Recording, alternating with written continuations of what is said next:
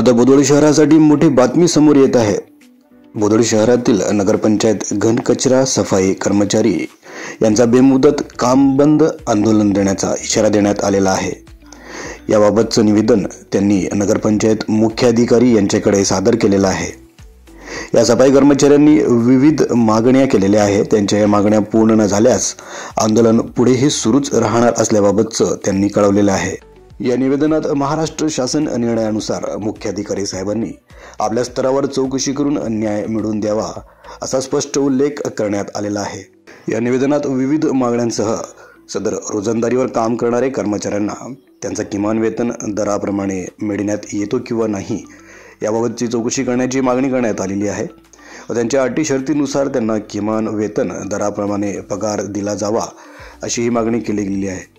पुढे PF व दर महिन्याला जमा होतो किंवा नाही, तसेच कर्मचाऱ्यांच्या कामाला लागणारे साहित्य सेफ्टी किट उपलब्ध करून दिले जातात किंवा नाही याबाबतची चौकशी करण्याची ही मागणी करण्यात आलेली आहे।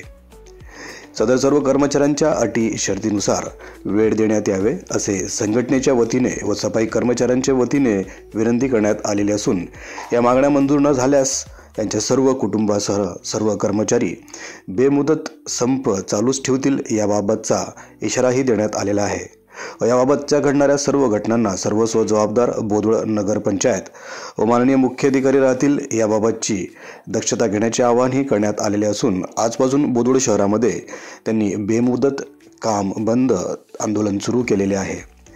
या दिलेल्या निवेदनावर सुमारे 40 कर्मचाऱ्यांनी सह्या केलेल्या आहे।